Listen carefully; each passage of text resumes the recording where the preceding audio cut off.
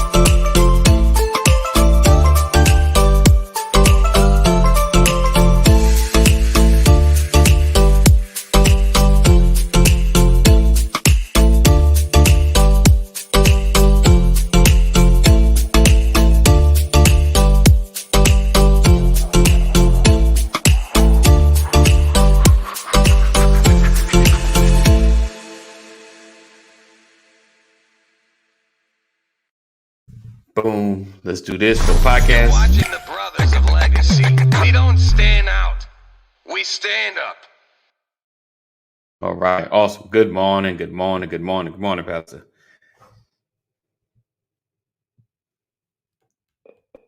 Okay. I can't hear Good you. morning, all. There we go. I didn't know if it was me. All right. Good morning. Let's see. Turn this up a little bit. Turn my mic up a little bit. All right. Oh, you know what? 'Cause I got there. We go. That's the problem. Volume over here. There we go. All right. So we appreciate you guys for being here, rocking with us. Another edition of the Brothers of Legacy. So what I need you to do, make sure you share it because I spent my time sharing. You do the same, and also join our community. Text LWN. Nope, that's not what I wanted. Text LWN to 84576. Text LWN to 84576. All right. So today we're going to kind of dig into code switching, and what.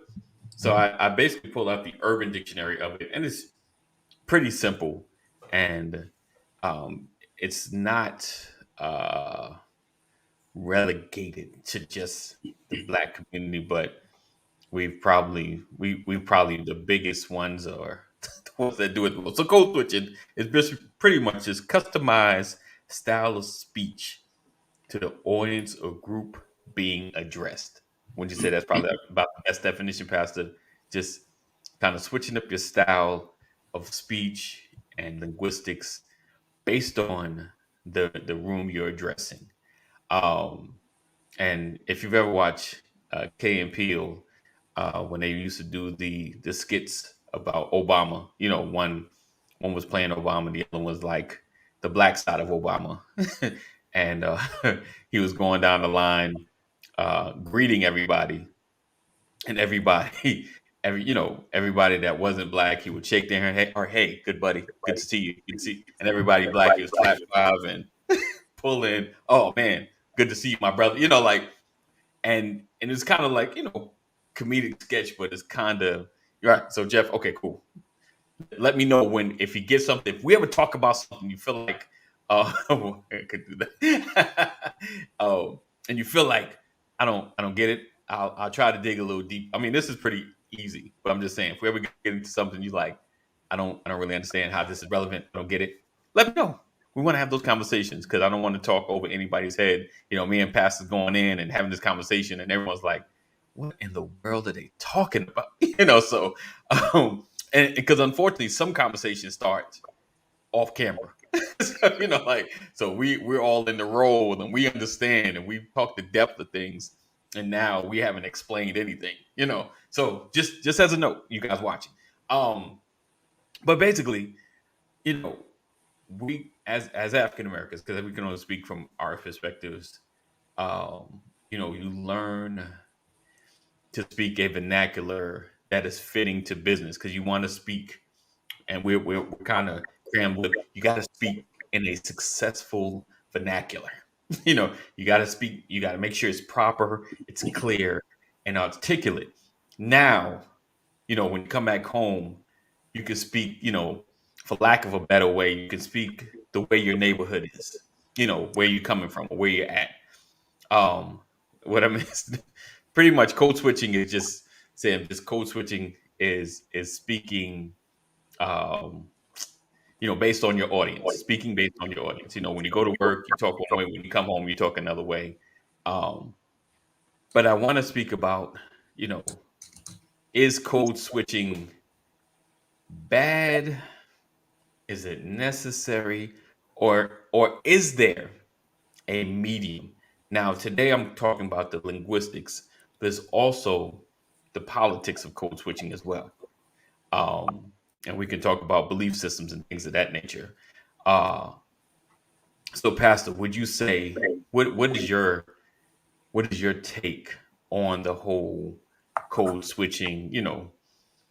Isn't that just knowing your audience in a sense, but watching a lot of the comedic sketches, like this sketch when a young lady comes into the job, she's a black woman, she speaks to the white counterparts one way, he speaks to a black counterparts another way.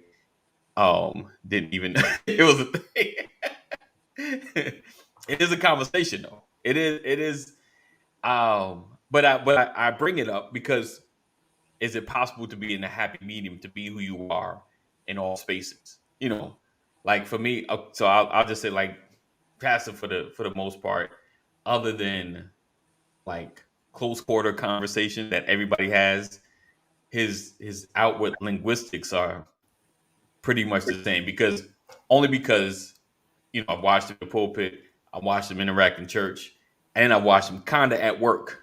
Like I've watched him in his meetings. Like it's a switch or change a little because of the language because he's talking technical and he's throwing words that are prevalent to that job, his job that he works. Which probably wouldn't make sense anywhere else. Just like, yeah, that I know. Or I take that back, or to have a different meaning. And I think about the story he told about with his brother and speaking to a rental agent, in a vernacular that doesn't represent that I'm not going to pay the rent. Let's just, like I'm reliable, where I come from, or really what's my mindset. You understand what I'm saying? Okay, but I won't get too deep into it. So we'll stick to the surface. The whole thought of code switching for you, have you had to do it a lot, or you felt like have you found that a medium, even just growing up, from your neighborhood to your workplace, or dealing with others, or even adults? I never knew it as code switching. Okay. However, I have always deemed it beneficial. Okay. I've never had to stretch too far from one side to the other. Like you said, maybe some small variations, but that's because I'm the son of a teacher. Right. So you couldn't slur your words when you have a teacher as a parent. Gotcha. But I also remember being in the neighborhood and recognizing the variations of articulation. I think about it from this perspective. Articulation is not culturally based. When people say articulate the English language, historically, they're referring to something from England. The King's English. Right. But what I've learned is it's really just speaking clear and distinctively. Right. That's what it is. Just speak to where people can understand you. The challenge is that not everyone can speak what your neighborhood is speaking. You can, I live in the South. I wasn't raised in the South. Right. My wife is from Louisiana. I can go to Louisiana and listen to those folks. There's certain areas in Louisiana, they're speaking English, and I can't understand the word they're saying. But they are clear to one another because they understand.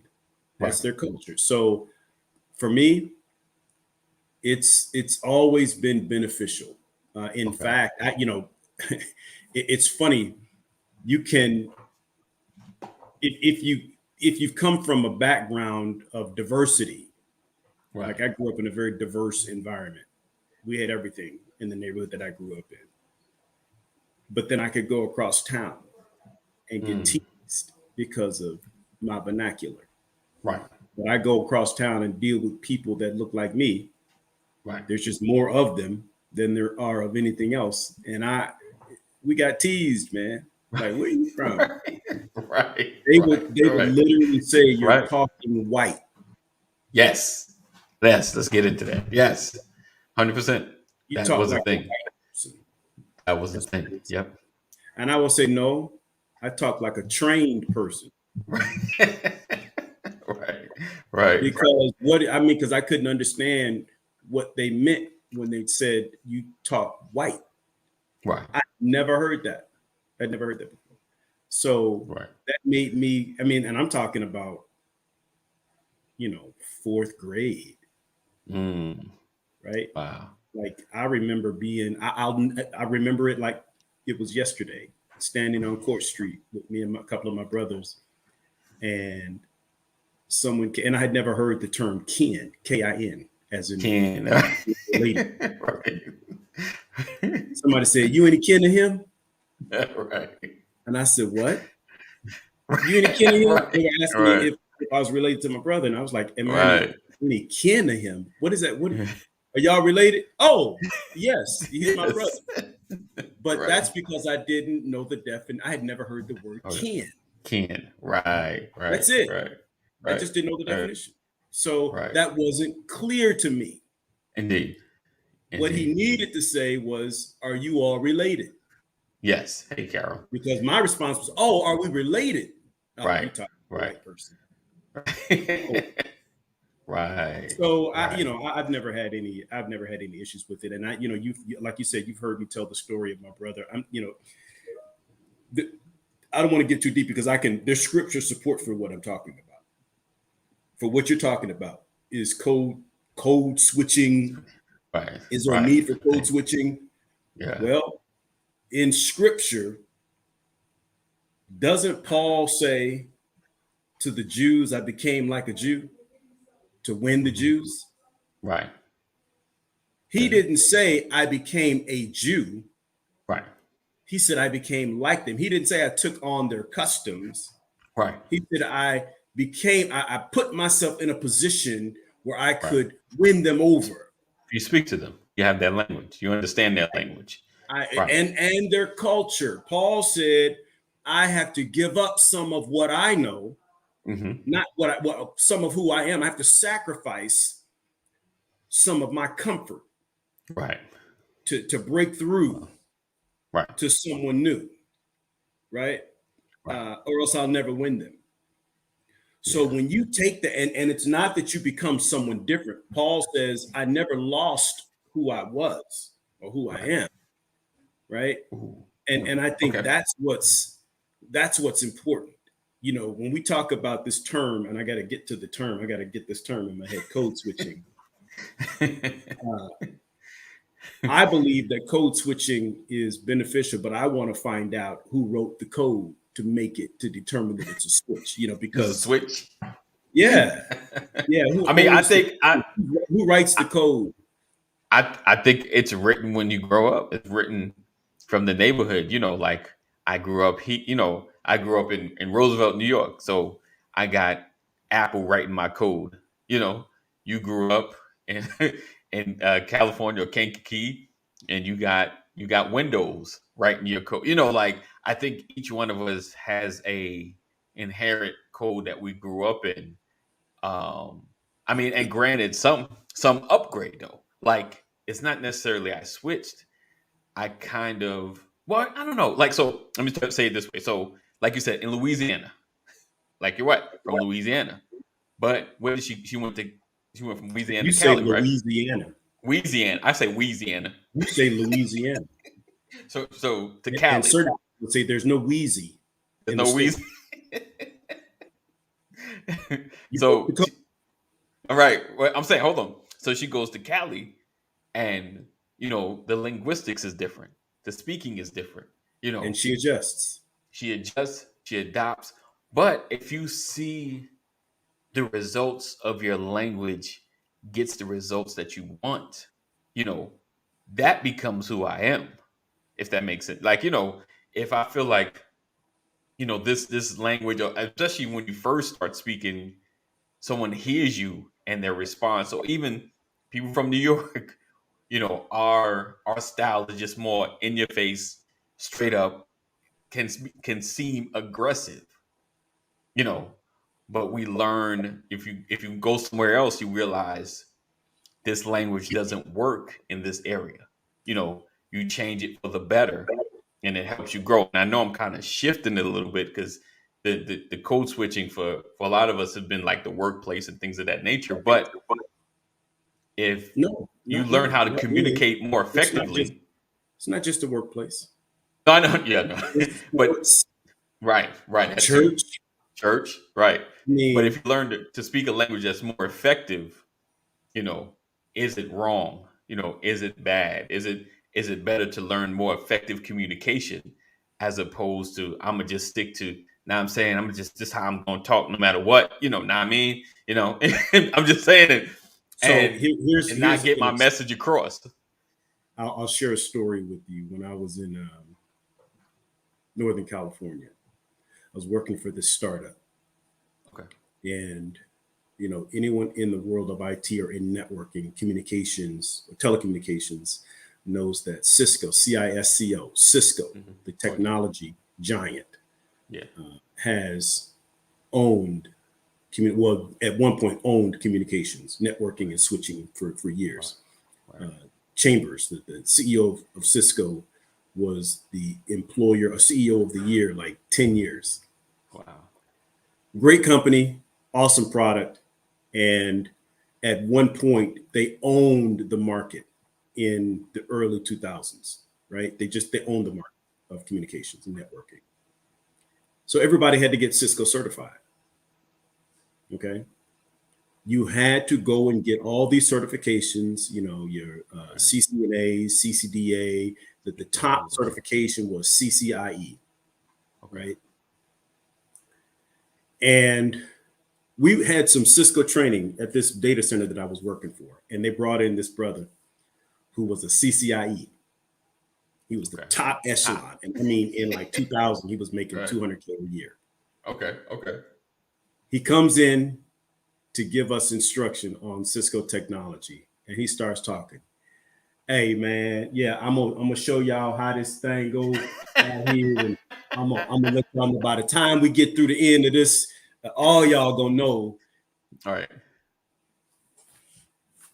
I'm like, is he really talking like that? Right. I was like, that's my dude. I'm like, that level of confidence, courage, to speak. I was like, where do you? I'm like, how can you do that up in here, bro? Right. So I didn't hear anything he said the entire class. I just was waiting until he was done so that I could talk to him and ask him how did he have balls to come in here. You didn't even get when this is over, me and him gotta have a chat. You know what he said? Oh man, what's that? He said, I'm a CCIE. They need me more than I need them. Wow. Okay.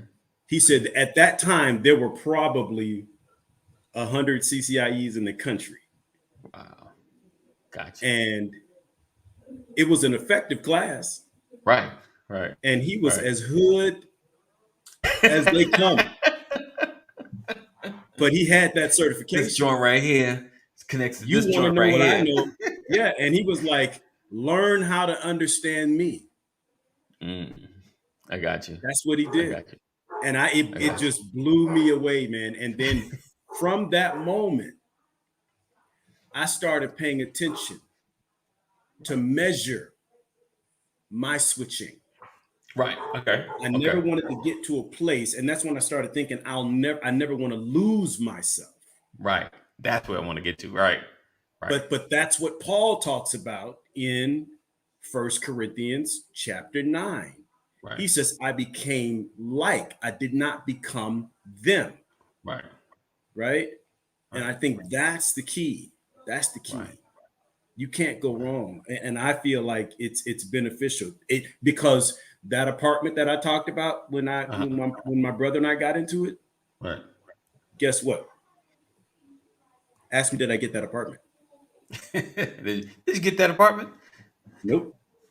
Oh. What's up, Wiley? He said, gotta watch that episode. Yes, sir.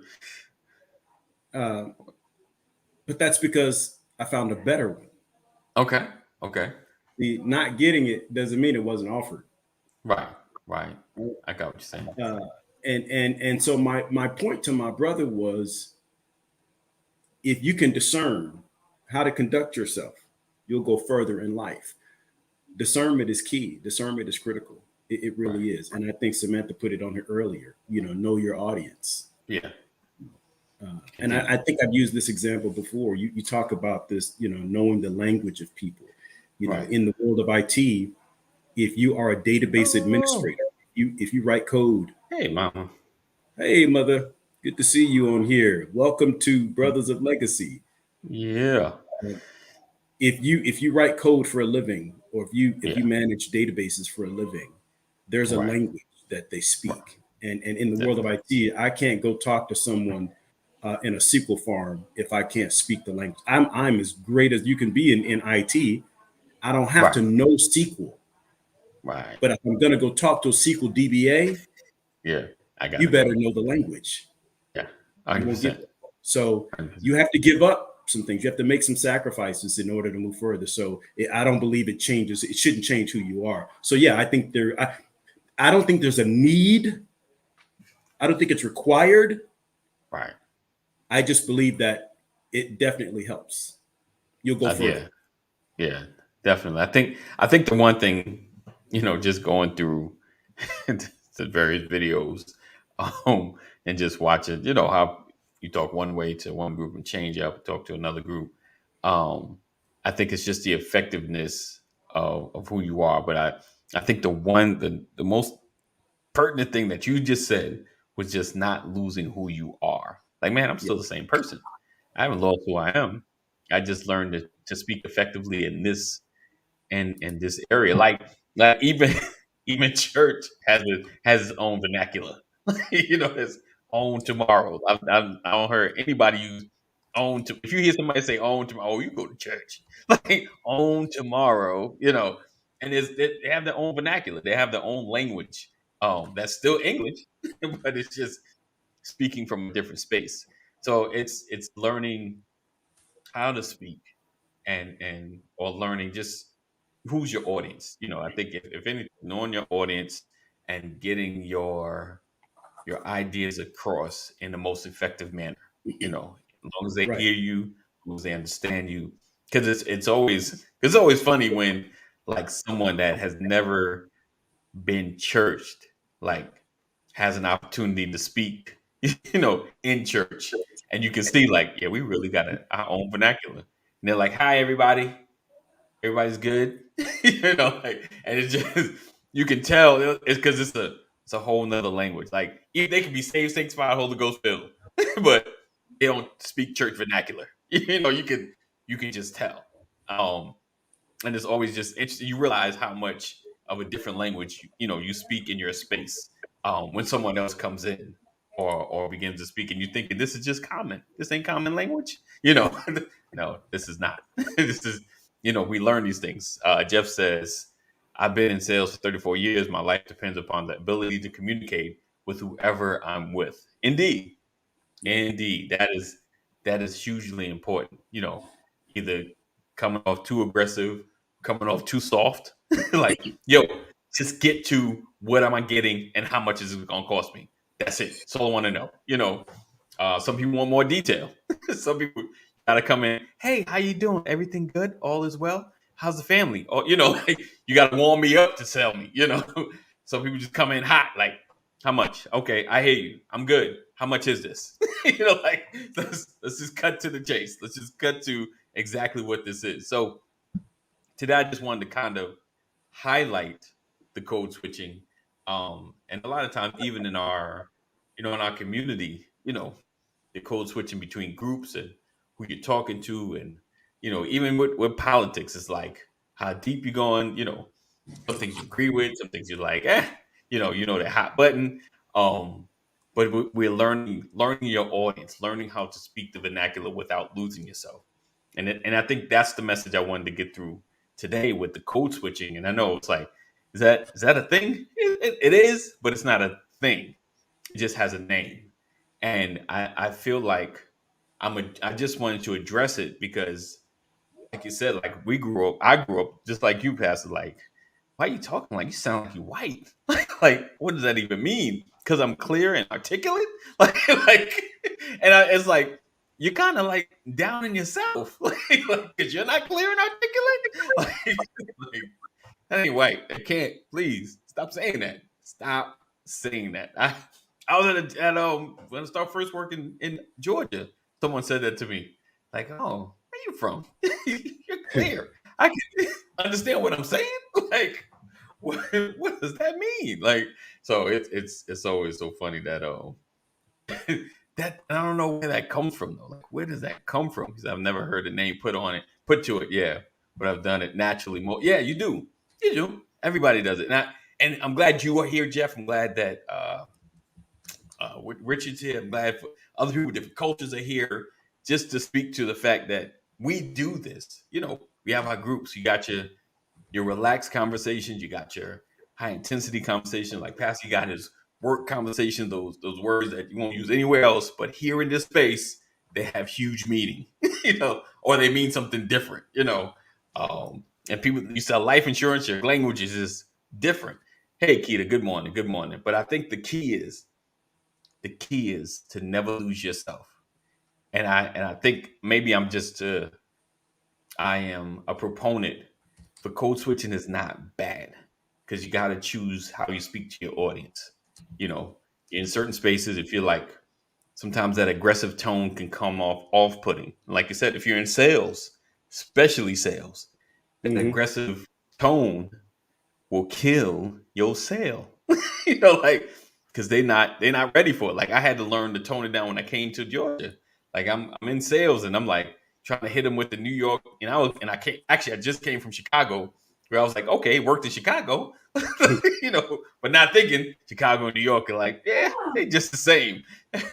So learning how to speak the vernacular, learning how to have the conversations so you can be the most effective. You understand what I'm saying? But don't lose yourself. That's the word. Listen, and we ain't got to be on like super long to let you know that, but I just wanted to bring it up because, we can get lost in the whole, you're not being yourself. You don't sound the same. I'm thinking the same. My goal is the same. Right. My vehicle of getting there is just different. Because you got to speak. Everyone receives things different. We all know that too, because there's certain words you won't use in public. Right. Because they're hot button. They're triggering. So it's like, I need to describe this thing without using this word, because once I say this, because we all know I probably have it. I do. I won't lie. I got words that you say, I'm not hearing you anymore. I'm just looking at you like, are you done? Use that word. I'm already done. I'm done. Right. So that's probably a whole topic right there. Navigating trigger words. How do I describe a situation or something I don't like or something that needs to change without using words that trigger people? Especially in this political environment. How do I get you to embrace an idea of mine without triggering you? And that's a navigation as well. So this week we're going to talk about linguistics, and not in a manipulative manner, but how do we speak a language that gets people on board, that gets them to understand what we're trying to say. And prayerfully I got Matt coming through again, I was gonna say sociologist, our therapist, and we're gonna talk about linguistics. That's what we're gonna dig into this week. How we speak, what we say, and how to encourage, how to get people on board with things that we're doing. Like I said, while navigating, our conversations. Like as soon as certain crowds, I say Black Lives Matter, boom, that's a trigger. That could be a trigger for something. Some could be like, yeah, the other could be like, oh, is this where we're going? Or I say all lives matter. Like some like, that's what I'm saying. Then others like, oh, is this where we're going? And I've lost half the crowd. I've lost half the people. It's a little different. Go ahead, Pastor. Huh? I think that's that conversation is a little different. You talk about it is. I've got to give him the sample for the week, but so yeah, definitely. Yeah, talking about the language and who you are. Richard said, when you level after a short while, you adjust and switch to the situation, whatever village or professional setting. Yeah, and when at home, indeed, it does switch up. It does switch up. I think the language does switch up. It is funny. While going through my scrolling research, I actually ran into a lady. She was deaf and she signs. She's Black. She said, does the deaf code switch? She said, yes, we do as well. And she was going through the scenario, of meeting one of her friends, and they go to throw some sign up, and she's like, "It's like, what up, sister?" She can't be like, "Hi," like. And so it's. I was like, wow. I was like, that's interesting. That's interesting because you're thinking that language would be universal, but she says, you know, how you say it is based on your body language. So I was like, oh, so she's like, how people speak. So she says, I try to match the body language with the signs that I throw up, like interesting, interesting. So today I just want to start off this conversation. He said, honestly, I think effective code switching, effective code switching is a talent. Indeed. Indeed. I do too. I do as well. I do as well. Um, because some spaces are really a village that speaks a whole nother language, and if you can just step into it and pick it up, and you've never been in that space, props to you. Like, and understand and respect and know how to respect everybody in a space that never been in there. That always impresses me. Like, man, how you just get into this? Like, how do you just ingrain yourself in this culture? You just got here. That impresses me. White, black, doesn't matter. Just impresses me. Especially if it's like a kind of opposite kind of language. Just yeah, I love that. I love that. Yeah. So today it's kind of like I am a proponent I'm definitely with the code switching, just not switching who you are. Your ability to communicate in different rooms without losing you. And would you say, Pastor, that's a challenge at times? It to depends. not lose It is yourself? it can be a challenge. Okay. I think it just depends on how much you want what you're chasing and how comfortable you are in your own skin. Right. Language of of Notre Dame, the Notre Dame football team, college football team, Brian Kelly. Okay. Brian Kelly was trolled. He was ridiculed. He was trashed on social media because he left Notre Dame and got hired at LSU. He went to LSU, and his first rally with the LSU fans, he tried to talk like he was from Louisiana. Oh. And oh. he got ripped apart Oh. because you could clearly take the last public message from him, Right. compare it Right, to Jeff. Oops. rally in Right. Louisiana, Wow. and they literally Fun and Danny. ripped apart. Wow. Like, how Wow. phony can you be? So Woo. You gotta watch it's that. one thing to Gotta watch that. adjust, Yeah. Yes. but it's another thing to essentially offend someone Right. That you have to be mindful of, man. by That's trying to be offensive. something that you're not. Yeah. It was horrible. Right. Gotta It was be horrible. yourself. Yeah. Definitely.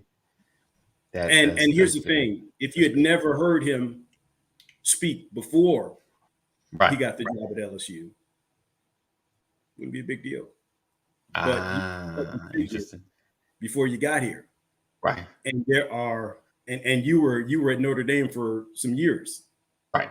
so we have a lot of video of you talking. Yeah. So to go to New Orleans or LSU and get in that gymnasium wherever they were and be like, well, y'all know how we do it down here in Louisiana. yeah, no idea.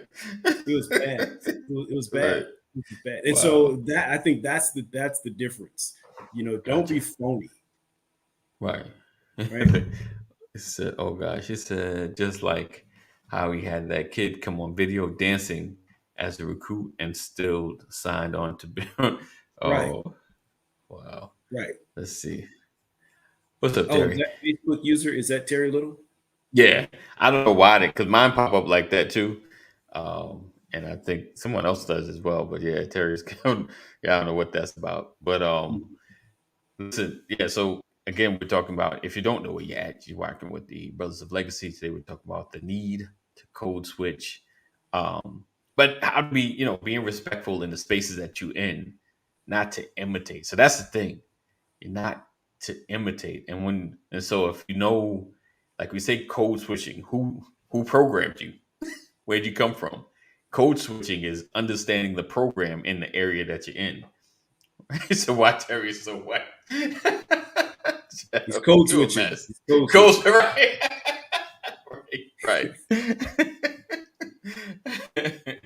But definitely understanding the space that you're in, understanding the code of the area. That's essential. Understanding the code of the area. Like I used to hate, and we've seen it, and Jeff's seen it. If you've seen any 70s movie, sometimes when whites try to imitate blacks, what's up, blood? Like what? What are you doing? That's funny. I went to Korea back in '85. Uh-oh. I'll never forget the first time I went, like we called it going down range. Going down range means you were able to leave the camp and go into the closest town and shop, hang out, or drink, do whatever you're going to do. Right. And in Korea, like the nearest town or village to where our camp was called Sanjuri. Okay. And I'd go to Sanjuri to buy music, because back then, you buy the cassette tapes. And Koreans, they had guys that had music shops and they would record music and, they'd make these cassette tapes with hip hop and rap and all that stuff. Yo, soul brother, they'd stand outside. Right. Yeah. And we'd be like, what? Like something wrong with listening to someone who, was born and raised in Korea. No idea. Right. Trying to be a soul brother. Right. He wasn't trying to be black. Brother. He wasn't trying to be black. No, right. Soul brother. Right. Yo, what's up, brother? Right. How you doing, man? Come check out this. Yo, man, I got the tapes, man. Right. It was right. A riot. It was a riot. Right. But he was trying to win us over. Right.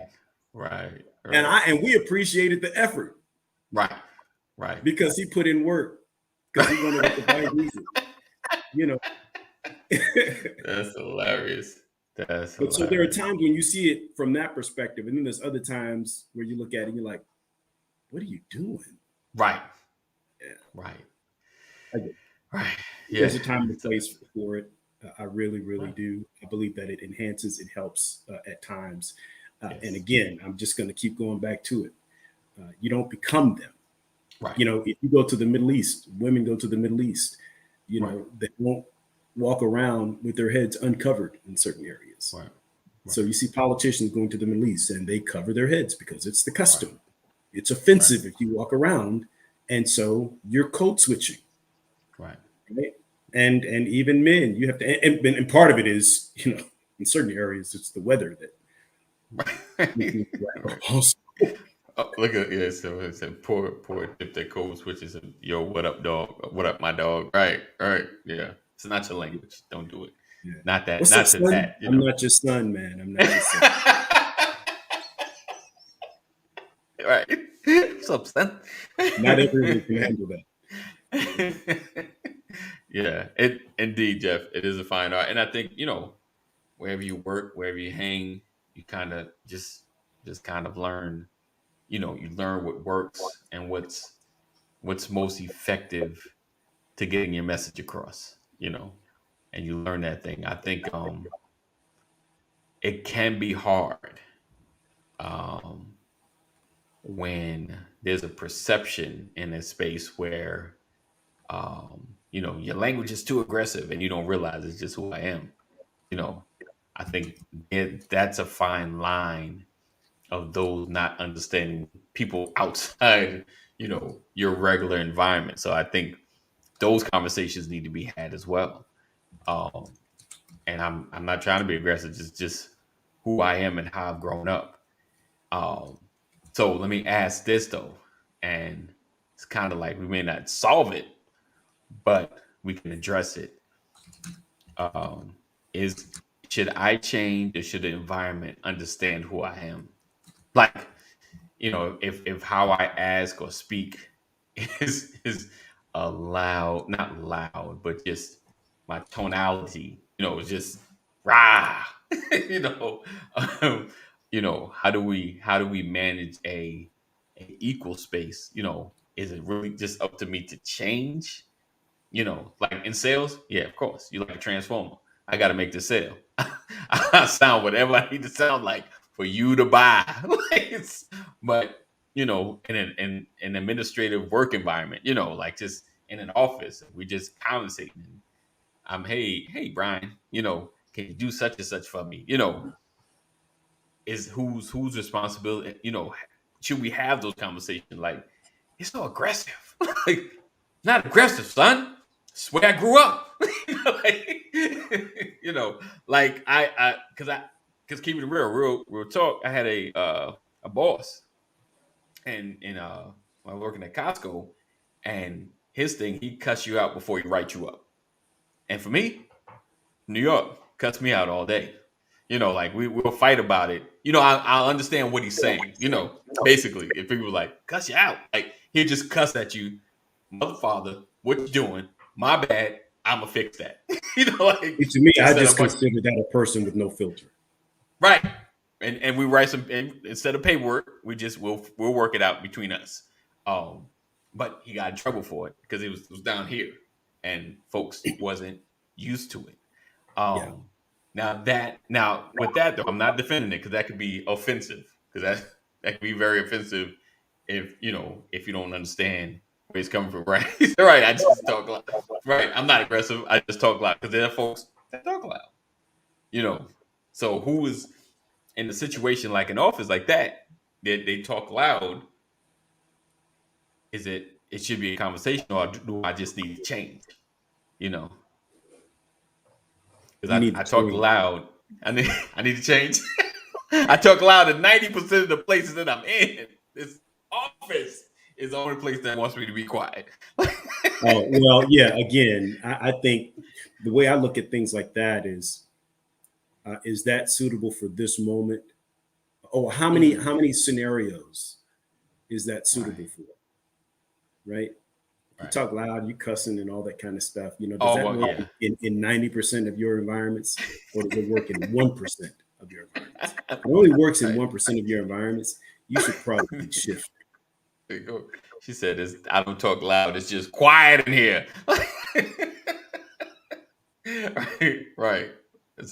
For someone who constantly putting all others people off, I think we got to have a conversation. Indeed. I think I agree with that, Jeff. Like, what's the consensus?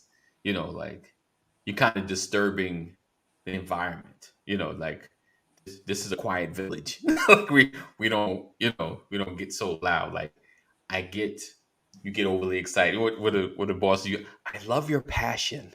I love it, but some of the employees feel that. Like, who feel that way?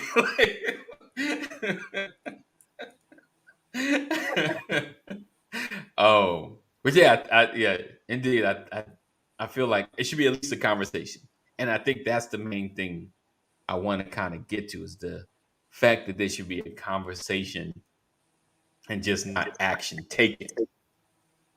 Like, at least have a conversation, understand where I'm at, where I come from. But like you said, the mirror, someone that could be your mirror and tell you how you sound. Like, this is how you sound. Like, I get it.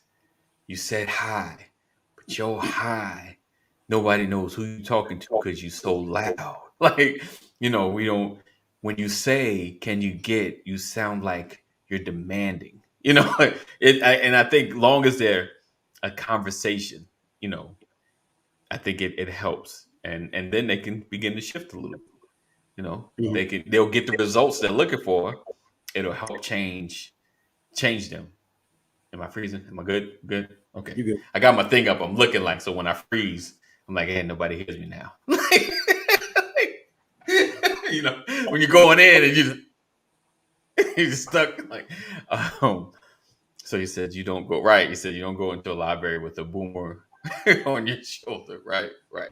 All right. So like that. You just bust up in and start barking. Who let the dogs out? Code uh, switch, Cooper.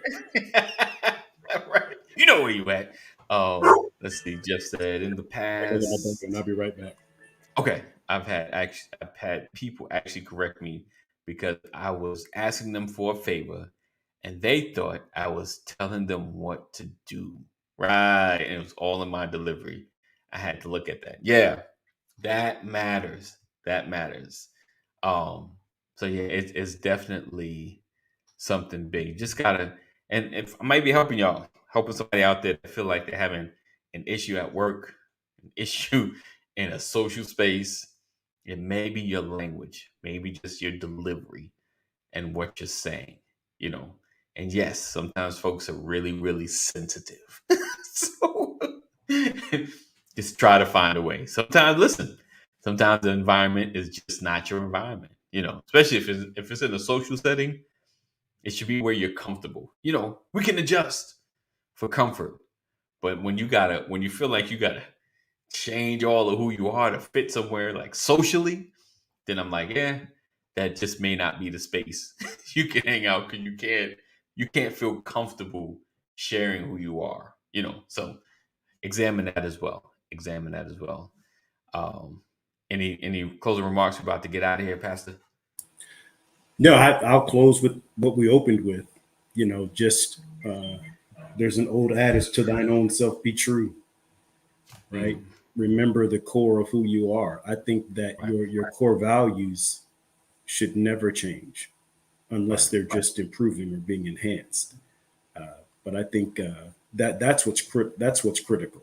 You know, right, fundamentally, our core is who we are. right. If you're shifting that to meet the needs or the personality of someone else, then you've lost. You're doing yourself and that other person a disservice. And Okay. again, I'll always take it back to the scripture. Paul said, "I became like." I didn't become them. I became like. I sacrificed some of my stuff to win them. And so, if you're trying Right, to win something, sometimes you've got to sacrifice. You got to adjust a little bit okay, for those right. that you're in front of in order to win them. But it doesn't mean lose who you are. Yep, yep.